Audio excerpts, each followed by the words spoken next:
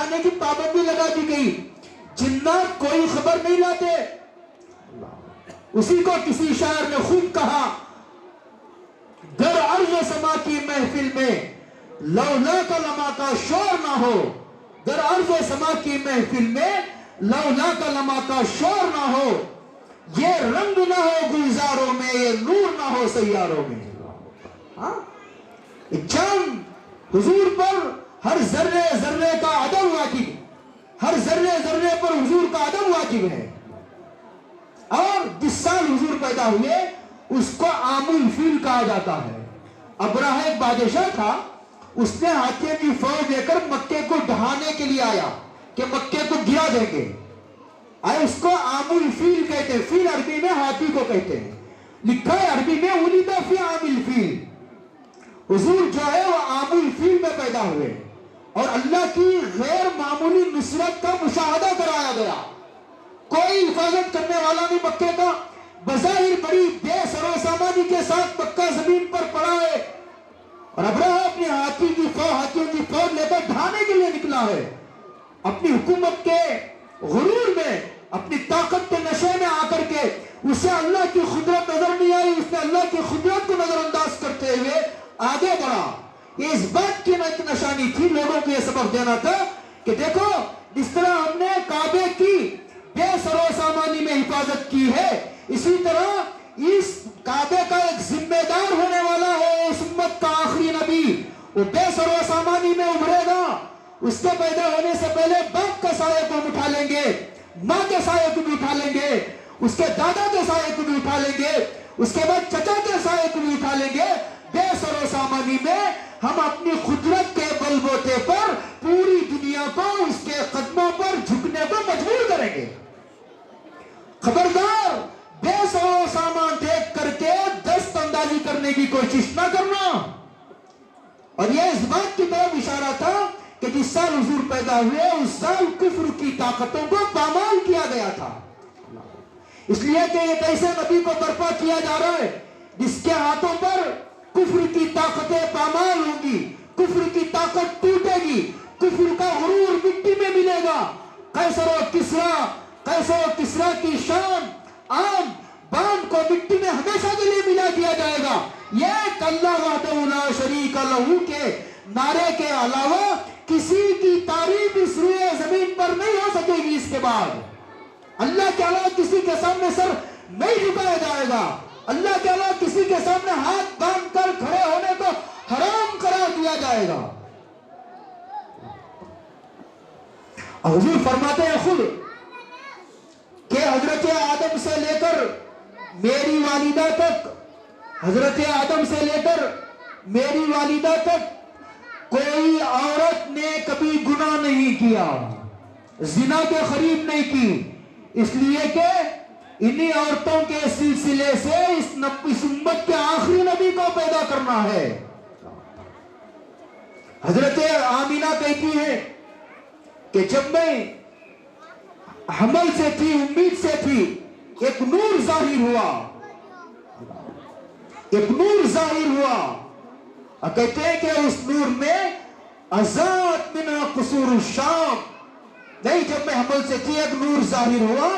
کہتے ہیں کہ وہ نور میرے پیٹ سے نکل کر کے پوری دنیا پر چھا گیا. یہ اس بات کی علامت تھی، اشارہ تھا کہ یہ جو نبی آئے گا اس کی نبوت پوری دنیا پر چلے گی. اس لیے کہ اس سے پہلے جو نبی آئے تھے وہ علاقے کا نبی تھا، وہ ایک خاندان کا نبی تھا، ایک قبیلے کا نبی تھا، ایک ملک کا نبی تھا، ایک بستی کا نبی تھا. یہ نبی عالمگیر نبی ہے. اس میں یہ اشارہ تھا. اور ایک مرتبہ حضرت آمینہ کہتی میں چلی جا رہی تھی جنگل کو استنجے کے لیے. پہلے جنگل جایا کرتے تھے. کہتے ہیں غیب سے آواز آ رہی ہے ابشری ابشری یا آمینہ، مبارک ہو، ابھی پیدا نہیں ہے حضور، مبارک بادیوں کا سلسلہ شروع ہو گیا. ابشری ابشری یا آمینہ، مبارک ہو اے آمینہ. فَإِنَّكِ قَدْ حَمَلْتِ بِأَحْمَدٍ فَإِنَّكِ قَدْ حَمَلْتِ بِأَحْمَدٍ. تیرے پیٹ میں تجھے پتا بھی ہے یا نہیں ہے؟ تو اس امت کے آخری نبی جو پیدا ہونے والا ہے اس کی ماں ہے. تیرے پیٹ میں اس وقت ایک احمد ہے، ایک نبی ہے. اس کا نام آسمانوں پر احمد ہے، دنیا میں اس کا نام محمد ہے۔ حضور کا آسمانوں میں نام محمد تھا، دنیا میں حضور کا نام محمد تھا۔ اور کہتے ہیں حضرت آمینہ کہتے ہیں جب حضور پیدا ہوئے آزاد بنا قصور الشام اتنی روشنی ہوئی، حضرت آمینہ کہتے ہیں اس روشنی میں میں نے ملک شام کے محلات دیکھے۔ اس میں اس بات کی طرف اشارہ تھا کہ یہ بچہ اتنا مبارک ہے کہ اس کے قدموں پر قیصر و کسری کی طاقت کو جھکایا جائے گا۔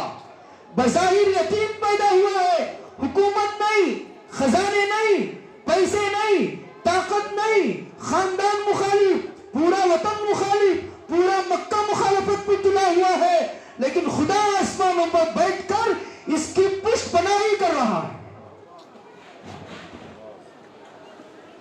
آزاد بنا قصور الشام، کسرا ایران کے بادشاہ کو کہتے ہیں، فارس کے بادشاہ کو، اس کے محل کے جو یہ کمپاؤنڈ تھا اس میں خوبصورتی کے لیے چھوٹے چھوٹے وہ بنائے جاتے ہیں، اس کو کنگورا کہتے ہیں۔ 14 کنگورے گرے۔ اس میں اس بات کی طرف اشارہ تھا کہ اب کسرا کی حکومت میں صرف 14 بادشاہ حکومت کر پائیں گے، اس کے بعد ان کی حکومت ختم ہو جائے گی۔ اور ایک آگ جل رہی تھی جو 1000 سال سے جل رہی تھی۔ کب سے جل رہی تھی؟ 1000 سال سے۔ اور یہ جو ایران کے لوگ تھے یہ مجوسی تھے، مجوسی آگ کی پوجا کرتے ہیں۔ کہتے ہیں 1000 سال سے آگ جل رہی تھی، وہ آگ بجھ گئی۔ اس میں اس بات کی طرف اشارہ تھا کہ اب ایک اللہ کی عبادت کا نعرہ لگانے والا نبی پیدا ہوگا۔ اب سورج کی بھی پوجا نہیں ہوگی، چاند کی پوجا نہیں ہوگی، بتوں کی پوجا نہیں ہوگی، آگ کی پوجا نہیں ہوگی، درختوں کی پوجا نہیں ہوگی، اب پیسوں کی پوجا نہیں ہوگی، اب دولت کی حکومت کی پوجا نہیں ہوگی۔ ایک وحدہ لا شریک لہ کے سامنے سر کو جھکایا جائے گا، اس کا نعرہ لگانے والا نبی پیدا ہو گیا۔ حدیث میں آتا ہے، روایتوں میں آتا ہے، ولد یتیما، یتیم پیدا ہوئے۔ میں تو کہا کرتا ہوں کہ یتیم اسے کہتے ہیں کہ بچہ نابالغ ہو اور باپ کا سایہ سر سے اڑ گیا ہو، اسے کہتے ہیں یتیم۔ جانوروں میں تو اس کو یتیم کہتے ہیں جس کی ماں مر جاتی ہے، انسانوں میں یتیم اس کو کہتے ہیں جس کا باپ مر جاتا ہے۔ اس لیے کہ جانوروں میں کوئی باپ نہیں ہوتا، باپ کوئی بھی بن سکتا ہے۔ جانوروں کی ماں کا تو پتا ہوتا ہے، جانوروں کے باپ کا نہیں پتا ہوتا۔ جانوروں میں ماں کی طرف سے نسب چلتا ہے، انسانوں میں باپ کی طرف سے نسب چلتا ہے۔ اسی لیے قیامت کے دن باپ کا نام لے کر کے پکارا جائے گا۔ میں تو کہا کرتا ہوں حضور پیدا تو یتیم ہوئے تھے، لوگوں غور سے سنو، پیدا یتیم ہوئے تھے۔ ایسا یتیم اگر روزانہ پیدا ہو، ہماری دعا ہے کہ ایسا یتیم روزانہ پیدا ہو۔ ہماری دعا ہے کہ ایسا یتیم روزانہ پیدا ہو کہ پیدا تو یتیم ہوئے، لیکن جس دن پیدا ہوئے سارے دنیا کے یتیم خوش ہو گئے۔ آج یتیموں کے سر پر ہاتھ رکھنے والا پیدا ہو گیا، آج یتیموں کے سر پر ہاتھ رکھنے والا پیدا ہو گیا۔ حدیث پاک میں آتا ہے ولد ساجدا، حضور اس حالت میں پیدا ہوئے کہ پیدا ہوتے ہی حضور سجدے میں گر گئے۔ ولد ساجدا، اس بات کی طرف اشارہ کیا کہ یہ نبی جو ہے وہ نماز کا جیسے اشارہ کیا گیا تھا کہ نبی یہ امت، اس نبی کی امت نماز کے اوقات تک کی نگرانی کرنے والی ہوگی، اس بات کی طرف اشارہ دیا گیا تھا۔ آؤ، جو نبی پیدا ہوتے ہوتے نماز کی طرف اشارہ کرتے ہوئے پیدا ہوا، سجدہ کرتے کرتے پیدا ہوا، دنیا سے جاتے جاتے نماز کی تاکید کر کے حضور تشریف لے گئے۔ حضور نے فرمایا الصلاۃ الصلاۃ وما ملکت ایمانکم، لوگوں نماز نماز نماز نماز کا خیال رکھنا۔ امام احمد کے نزدیک اور صحابہ کی ایک جماعت کے نزدیک بلا حضور نماز چھوڑنے والا کافر ہے۔ جمہور علماء کا اس پر فتویٰ نہیں ہے، لیکن میں کہا کرتا ہوں کہ جماعت ایک صحابہ کی ایک جماعت تو مانتی ہے اسے، امام احمد کی تو رائے ہے، اسی کو لے کر کے عبد القادر جیلانی رحمۃ اللہ علیہ کی جو کتابوں میں لکھا ہوا ہے کہ اگر کوئی بے نمازی مر جائے تو اسے مسلمانوں کے قبرستان میں دفن نہ کرو، وہ مسلمان ہی نہیں ہے۔ اسی لیے آج بھائیوں اس بات کا عہد کر کے اٹھو، تم کماؤ، کھاؤ، تجارت کرو، شادیاں کرو، تم اچھے گھر بناؤ، کوئی منع نہیں ہے، لیکن جہاں کہیں بھی رہو سفر میں حضر میں نماز نہ چھوڑو، نماز نہ چھوڑو۔ لوگ کہتے ہیں کہ جس گھر میں الو بیٹھ جاتا ہے وہ گھر منحوس ہے، لوگ کہتے ہیں جس گھر میں الو بیٹھتا ہے وہ گھر منحوس ہے۔ ارے علماء نے لکھا ہے یہ حدیث ضعیف ہے یا قویہ، علماء سے پوچھئے۔ علماء نے لکھا ہے کہ جس گھر میں ایک بے نمازی ہوتا ہے 40 ہاتھ دائیں، 40 ہاتھ بائیں، 40 ہاتھ سامنے، 40 ہاتھ پیچھے نحوست برستی ہے۔ جس گھر کا شوہر بھی بے نمازی، جس گھر کی بیوی بے نمازی، جس گھر کا باپ بے نمازی، جس گھر کا بیٹا بے نمازی، جس گھر کا بڑا چھوٹا، جس گھر کا بوڑھا جوان بوڑھے اوپر سے لے کر نیچے تک، ساس سسرے بہو، پورے کا پورا گھرانہ بے نمازی ہو، وہاں نحوستوں کا کیا عالم ہوتا ہوگا؟ جانور بیچارہ کیا گناہ کرتا ہوگا؟ نحوست تو اعمال کے راستے سے آتی ہے، اس کو کہتے ہیں اولیدہ ساجدہ۔ حضور سجدہ کرتے ہوئے تشریف لائے، پڑھیں گے نماز انشاءاللہ۔ اگر آپ نماز آپ نے پڑھ لی تو میرا یہاں آ جانا میرا کامیاب ہو گیا اور میری نجات کے لیے کافی ہو جائے گا۔ میں پیسوں کے لیے نہیں آیا، وہی ہو جو پیسوں کے لیے تقریر کرنے والا مقرر نہیں ہوں۔ دوستوں نے مجھے بڑی محبت سے دعوت دی، ملنے کو جی چاہتا ہے۔ میں یہاں 10 سال پہلے 1.5 سال رہا ہوں تو مجھے بھی خیال آیا ملاقات کا، جانا چاہیے، بہت لمبا عرصہ ہو گیا۔ ویسے ادھر ادھر ملاقات ہوتی تھی، یہاں آنا بہت عرصے سے نہیں ہوں۔ یحب التیمنا، کہتے ہیں کہ حضور نے کبھی بھی لیفٹ بائیں پستان سے دودھ پیا ہی نہیں۔ یحب التیمنا، یہ بھی لکھا ہوتا پہلی کتابوں میں کہ یہ نبی دائیں ہاتھ کو، دائیں جانب کو ترجیح دے گا۔ اور حضرت اچھا جب بچہ پیدا ہوتا ہے نا تو اس کے بعد خون آتا ہے یا نہیں آتا؟ جو خون آتا ہے اس کو نفاس کا خون کہتے ہیں، عورت ناپاک ہو جاتی ہے۔ لیکن جب حضور پیدا ہوئے تو حضرت آمینہ کو خون نہیں آیا، حضرت آمینہ پاکی تھی، حضور پاک و صاف دنیا میں تشریف لائے۔ حضرت حلیمہ کہتے ہیں اتنا نورانی چہرہ تھا۔ حضرت قاضی ثناء اللہ صاحب پانی پتی رحمت اللہ علیہ فرماتے ہیں کہ ما کننا نعتاد الى السراج من یوم اخذنا، کہتے ہیں حضرت حلیمہ کی کہتی ہے کہ جب میں اپنے حضور کو جب سے میں نے گود میں لیا ہے، کہتے ہیں کہ اس وقت سے مجھے روشنی کی ضرورت نہیں پڑی، جہاں حضور کو لٹا دیتے سارا گھر روشن ہو جاتا۔ اللہ، اسی کو کسی شاعر نے کیا خوب کہا ہے، دیا کی ضرورت نہ مشعل کی حاجت، دیا کی ضرورت نہ مشعل کی حاجت، عجب روشنی تو نے پائی حلیمہ، عجب روشنی تو نے پائی حلیمہ۔ اس کے بعد جب دودھ پلانے کا نمبر آیا، آدھے گھنٹے میں بات ختم ہو جائے گی، آپ بار بار گھڑی نہ دیکھیے، اطمینان سے تشریف رکھیں۔ اس کے بعد انشاءاللہ نماز ہوگی، اذان تو ہو گئی ہے، اس کے بعد انشاءاللہ آپ کھانا کھا کر تشریف لے جائیں اور انشاءاللہ میں پہنچ جائے، بات ختم کرنے جا رہا ہوں۔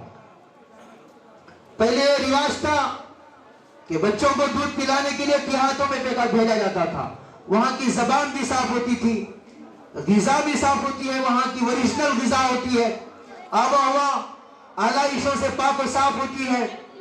بھیجا جاتا تھا کہ سواریاں آئی، بنو سعد کے قافلے آتے تھے۔ بنو سعد یہ طائف میں ہے، کہاں ہے؟ طائف مکے سے 80 کلومیٹر دوری پر ہے، اور طائف سے بھی 80 کلومیٹر دوری پر یہ بنو سعد کا قبیلہ ہے جہاں حضور کی پرورش ہوئی ہے۔ لوگ کہتے ہیں، کہنے والے الذین یقولون کذا، یہ تاریخی روایات ہے، کہتے ہیں کہ یہ ملک شام کا حصہ تھا، ملک شام کے کچھ حصے کو کاٹ کر وہ حجاز کے ساتھ جوڑ دیا گیا تھا، اس لیے کہ اس امت کے آخری نبی کی یہاں نشو و نما ہونی ہے، پرورش ہونی ہے۔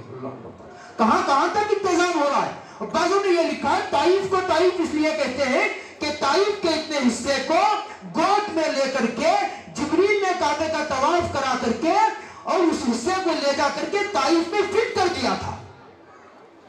مکہ ریگستان ہے، آج بھی مکے میں کچھ نہیں اگتا، زمین میں گھاس بھی نہیں ہوتی۔ اب 80 کلومیٹر جاتے تو ایسا لگتا ہے پورا علاقہ کھجوروں کے بعد ہرا بھرا سرسبز و شاداب۔ کہتے ہیں کہ لینے کے لیے عورتیں آئی، حلیمہ کو کوئی بچہ ہی نہیں ملا، تو آخر میں خالی گود جانا حلیمہ کو گوارا نہ ہوا. حضور کے پاس بھی عبد المطلب تھے تو بچے کو لے لیا. وہ عبد المطلب نے کہا کہ دیکھو تمہارا نام کیا ہے؟ کہا میرا نام حلیمہ. کہاں سے آئی ہو؟ کہا بنو اسد قبیلے سے. عبد المطلب نے کہا اسم کی حلیمہ و قبیلت کی سعد وابن محمدہ. کہا کہ تیرا نام حلیمہ بردباری سے ہے, یہ بھی نبوت کے اوصاف میں سے ہے, اور تو بنو اسد قبیلے سے سعادت مندی سے ہے, اور میرا بیٹا بھی کچھ کم نہیں ہے, میرا بیٹا بھی محمد ہے, پوری دنیا میں اس کی تعریف ہونے والی ہے. حلیمہ سوچ سمجھ کر کے ہاتھ لگانا, اس بیٹے کی عجیب شان ہونے والی ہے. اس لیے کہ پیدا ہونے سے پہلے بشارتیں سارے لوگ سن رہے تھے. کہتے ہیں کہنے والے حلیمہ نے شوہر سے مشورہ کیا, اس کے بچے کو لے لیا کہ باپ نہیں بچے کا کیا ملے گی. اجرت تو طے نہیں کرتی تھی عورتیں, لیکن یہ امید ہوتی تھی کہ کچھ نہ کچھ ملے گا. اس امید پر خیر اللہ سے امید لگا کر کے حضور کو لے لیا گیا. یہ ایک روایت میں آتا ہے کہ حضرت حلیمہ اونٹنی پر آئی تھی. یہ ایک روایت میں آتا ہے کہ حضرت حلیمہ گدھوی پر آئی تھی. بڑی کمزور نہیں لاغر تھی, وہ آئی تھی. جب حضور کو لے کر کے حلیمہ پیچھے بیٹھ گئی, شوہر سامنے, سواری جاتی نہیں. اندازہ لگاؤ سواری کو احساس ہے میری پیٹھ پر آؤ, ایک عام انسان ایک عام بچہ نہیں, اس امت کا آخری نبی ہے. نبوت کا پوری کائنات میں اعلان کرایا جاتا ہے, آسمان بھی جانتا ہے کہ یہ نبی ہے. جب نبی زمین پر سے گزرتا ہے زمین کا ذرہ ذرہ محسوس کرتا ہے کہ میری زمین پر ایک نبی جا رہا ہے. اسی لیے حضور فرماتے تھے جب میں گزرتا تھا وہ کا پہاڑ سلام کرتا تھا. یہ پتھر تھا, اب مروہ کی طرف چلے جائیے, مکہ میں مروہ کی طرف, وہاں ایک گلی ہے, اس گلی میں پتھر ہے, اس گلی کا نام بھی پتھر کی گلی ہے کہ وہاں ایک پتھر تھا. حضور فرماتے ہیں ایک پتھر تھا, وہ پتھر مجھے سلام کرتا تھا. اب اندازہ لگا رہے, پتھر جانتا ہے, سواری جانتی ہے, وہ سواری آگے نہیں بڑھتی. اور ہم آج حضور کی پوری شریعت کو پیچھے پسے پشت ڈال کر ترقی کرنا چاہتے ہیں. مجھے یاد آ گیا ایک واقعہ. یہ ایک امریکن, ایک نو مسلم تھا, وہ اسلام لے آیا, وہ وضو کر رہا تھا, اس کے بعد وہ ایک بیٹھ کر کے ایک مسلمان, پرانا مسلمان, کوئی قیمت ہم نے ادا نہیں کی نا اسلام لانے کی, اسی لیے اب نہیں, میں ایمان کی قدر نہیں. وہ مسواک کے اہتمام کے ساتھ سنت و مستحبات کی رعایت کرتے وضو کیا. جب اس نے دیکھا کہ بازو بیٹھ کر کے یہ طالب علم یا ایک پرانا مسلمان بغیر مسواک کے وضو کر رہا ہے, اس نے پوچھا آپ نے جو وضو میں مسواک نہیں کی؟ وہ یہ جواب دینے کے بجائے کہ ہاں میں بھول گیا, یا میرے پاس مسواک نہیں, آئندہ لے لوں گا, اس طرح کی بات کرنے کے بجائے اس نے کہا کہ سنت ہی تو ہے, کوئی واجب و فرض تو نہیں ہے مسواک کرنا. بھائیوں مسواک کا اہتمام کرو, مسواک سنت ہے. حضور فرماتے ہیں لولا نشق علی امتی لامرتهم بالسواک عند كل وضوء, اگر مجھے میری امت پر مشقت کا اندیشہ نہ ہوتا تو میں میری امت پر مسواک کو واجب کر دیتا. ملا علی قاری نے لکھا ہے جو آدمی مسواک کا اہتمام کرتا ہے اللہ تعالیٰ موت کے وقت کلمہ اس کی زبان پر آسان فرما دیتے ہیں.